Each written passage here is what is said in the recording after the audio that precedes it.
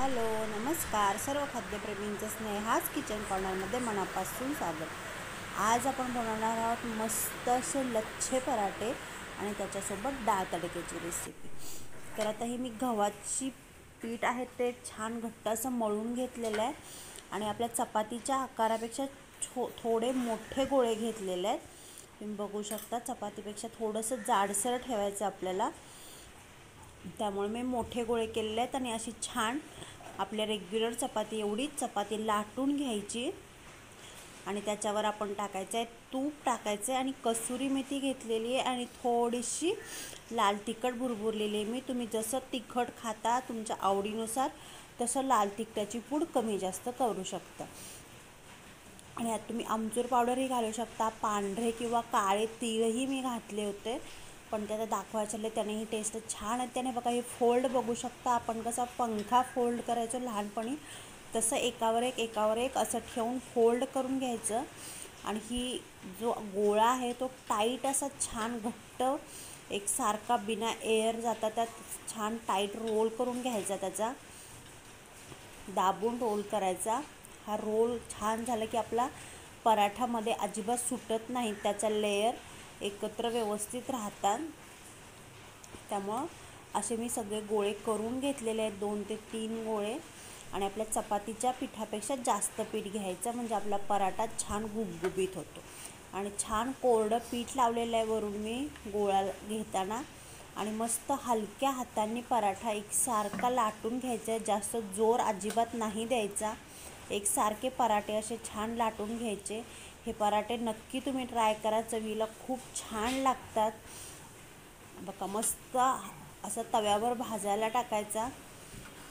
भाजताना तुम्ही बटर लावू शकता, तेल लावू शकता। मी छान साजूक तुपावर आपले लच्छे पराठे छान खरपूस भाजून घेतलेले आहेत। तुम्ही लेयर बघू शकता, पराठ्याला खूप छान सुटतात आणि पटकन मुलांच्या डब्यात द्यायला एक मस्त मेनू होतो, टेस्टलाही खूप छान लागतो।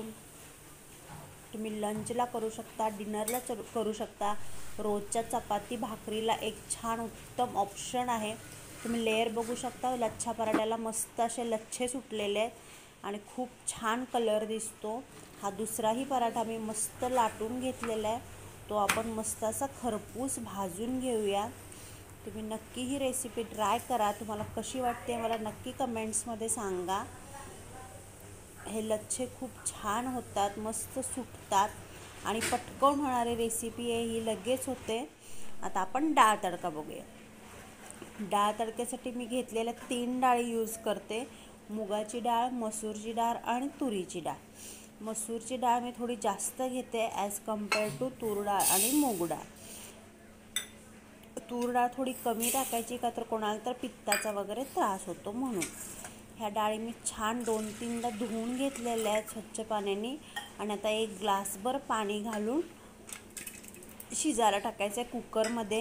एक छान पिकलेला टोमॅटो घातलेला आहे मी आणि थोडीशी हळद टाकायची आणि एक थोडं चिमूटभर हिंग टाकायचं आहे, त्याने टेस्ट छान येते डाळ तडक्याला। आणि 3 ते 4 शिट्ट्या करून घ्यायच्या कुकरच्या। तुम्ही बघू शकता मस्त अशी डाळ आपली शिजलेली एकसारखी झालेली आहे, तुम्ही घुटून घेऊ शकता। फोडणीसाठी मी मस्त मोठा बारीक चिरलेला कांदा घेतलेला आहे आणि ठेचलेला लसूण घेतलेला आहे, लाल हिरव्या मिरच्या आहेत, फ्रेश कढीपत्ता आणि आलं किसून घेतलेलं आहे। मी नेहमीप्रमाणे पाणी गरम करून घेतलेलं आहे आणि आपलं तेलही तापलेलं आहे। त्याला आपण फोडणी करून घेऊया।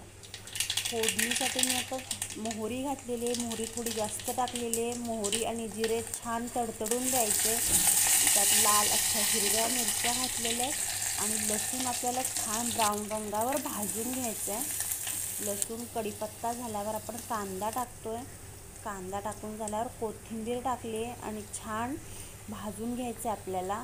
फोडणीत थोडीशी कोथिंबीर घालायची, त्याने टेस्ट छान येते। ह्यात मी घातलेलं आहे काश्मीरी लाल तिखट आणि आमची घरची चटणी घातलेली आहे। हळद थोडीशी टाकू शकता, नाही टाकली तरी चालेल, आपण डाळ शिजवताना ऑलरेडी हळद टाकली होती। ह्यात मी थोडासा किचन किंग मसाला घातलेला आहे, 1 चमचा। तुम्ही गरम मसाला टाकलात तरी चालेल आणि पहिल्यांदा आपण गरम पाणी टाकणार आहोत ह्या फोडणीत, म्हणजे डाळ टाकताना आपलं पाणी उडत नाही। छान फोडणी बसते पाण्याने आणि डाळ व्यवस्थित टाकता येते. तुम्ही कलर बघू शकता डाळीला. तुमच्या चवीनुसार मीठ टाका आणि पाणीही डाळ तुम्हाला कितपत पातळ हवे त्या प्रकारे टाका. मस्त माझी थाळी तयार आहे, लच्छा पराठा आणि डाळ तडका. थँक्यू.